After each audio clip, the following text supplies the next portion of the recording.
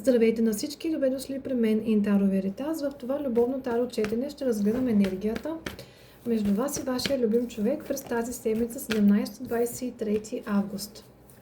И ми се иска да го направя в един вариант, колективна обща енергия, като повечето от вас знаят, че правя и лични ридинги и може да ми пишете по всяко време по месенджер за вашите казуси, ситуации. Основно в любовен план, но с удоволствие правя и гледания за работа, за бизнес, така нататък. Започвам. Чувствата на този мъж към теб.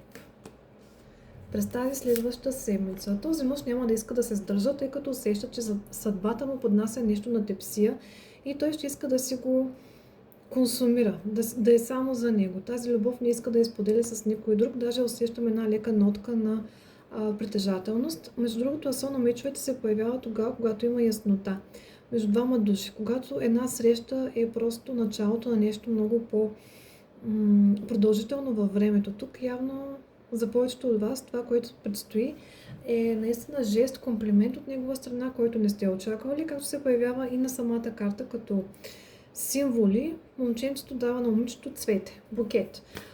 Много вероятно е този мъж да поднесе нещо към вас. И ще го направи с желание най-вече. Такова желание, което не е усещал към друга жена, към друг човек, тъй като тук става въпрос за сродни души. Защо го казвам? Тъй като тази карта излиза винаги, когато имаме връзка между душите. Когато една връзка не е просто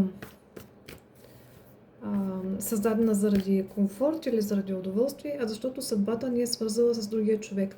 Тъй като имаме много карма за изчистване, имаме и много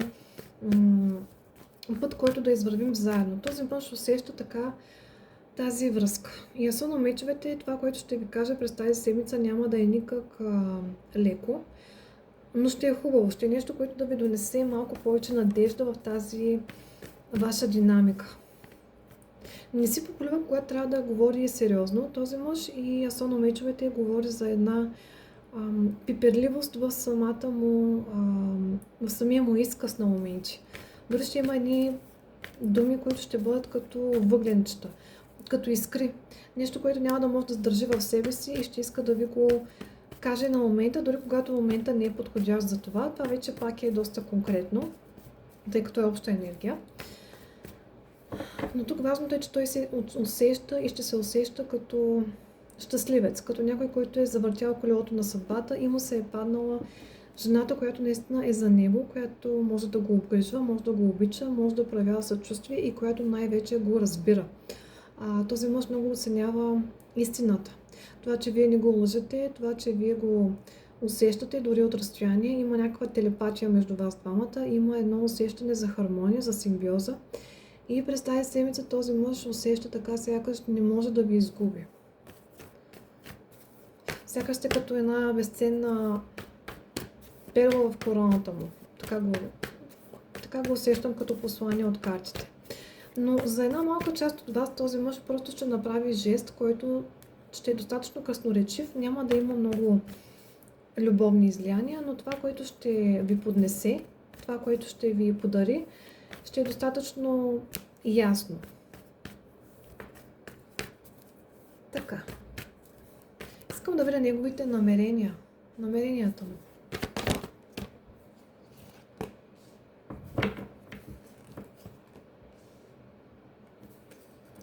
Тежко е да се загърби миналото. За този мъж наистина е имала ситуация, където той е давал повече отколкото трябва. Той се е старал, той е изгубил много голяма част от себе си в минали връзки, в минали взаимоотношения с партньори, които не са го оценявали, с такива хора, които са били дори недостойни за него и той се е държал на моменти след това, след тази негова раздяла, като хлапак. Преди да срещне вас, но тук тези негови жезли, които е носил преди, тези негови проблеми сега се премахват. Един по един, малко по малко.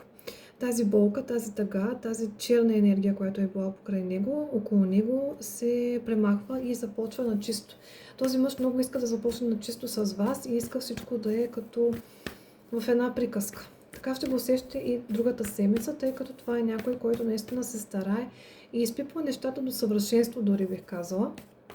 перфекционист и леко педант. Особено в любовните взаимоотношения, всяка една среща иска да е перфектна, всяко едно негово действие и изказване да е премерено. Не е човек на крайностите, също така ще го разпознаете. Не е човек, който може да изпада в крайности и да заявява категорично не или категорично да, по-скоро е умерен. Намерението му за теб през тази седмица ще бъдат наистина чисти. Няма да има някакви двулични действия, няма да има някакви лоши намерения, абсолютно не. Даже прекалено те идеализира през тази седмица този мъж. И дори ще му се струва така, сякаш си по-съвършена от него. Тук има нещо в женската енергия, което го кара да се чувства като недостоен и като недостатъчно успял. Това също е важно за някой от вас. Нека да видим какво ще направи към вас този мъж. Действията. Изпаднаха картите. Така. Кралицата на жезлите се появява тук. Огнена жена, страстна, която наистина е като пожар на моменти. Влизаш в стаята и всички гледат теб.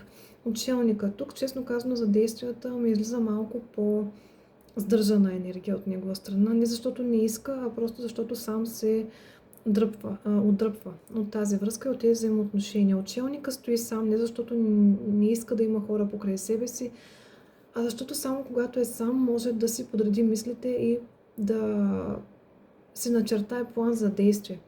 А тук твоята сила по някакъв начин го плаши. Тази кралица на жезлите е склонна да плаши хората на моменти, тъй като има прекалено много жар, страст и пламък в себе си и не може да бъде сдържана тази нейна сила. Тук това си ти.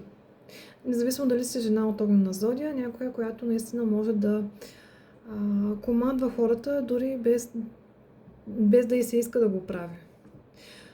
За по-голямата част от вас, ще бъда честна, този мъж се очертава в една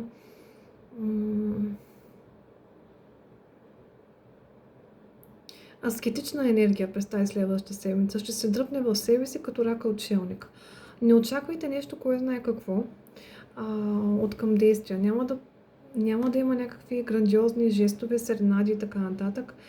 Но тук важното е, че той най-накрая се вглежда вътре в себе си и най-накрая осъзнава, че тази жена, която е пред него, наистина е като единствена за него. Тук нямаме други фактори. Ако забелязвате, няма други жени, има една единствена кралица, която се падна накрая. Това сте вие. Сложно му е на този мъж и най-вероятно затова и до сега е избягал такива взаимоотношения сериозни, където наистина да трябва да полага усилия и да трябва да каже извинявай. Също му е сложно да си признава вината на моменти и да се преклонява пред жената, която е в неговия живот. Семейството. Ще има действие тук най-вероятно към края на седмицата, което наистина да ви подскаже, че този мъж има сериозни намерения към вас. Няма да е нещо мимолетно, може би този отшелник и четворка на чашите са по-скоро за началото на седмицата. В периода понеделник-сряда и вече към четвъртък-петък този мъж ще търси начини да се приближи към вас всячески. Десятка на чашите, това е пълното щастие, пълната хармония, която се появява тогава, когато и двамата са готови. Вие вече сте повече от готови, което си проличава и от тази карта, кралица на жезлите, но за момента той действа малко по-бавничко, така че бих ви посъветвала да го изчакате търпеливо. Търпението не е много по силите на тази кралица на жезлите, но пък ще ви се отплати тази ваш добродетел. Така. Ще избера едно листче от тези и нека да видим какво иска да ви каже мъжа. Какво правиш без мен? Тук много вероятно е наистина някой от вас да са в такъв период на тишина, на съзрецание, да чакате другия да подходи към вас, но тук най-накрая ще се случи това почти чудо, бих казала, тъй като е изминало прекалено много време, без контакти, без съприкосновение с отсрещния човек и ви се струва сякаш нереално, като химера. Но тук има такава индикация и то доста голяма от самите карти, че наистина този мъж ще подходи към вас, дори да го е страх и дори да се чувства някакси недостоен за вас, по каквато и да е причина. Това беше и от мен за днес.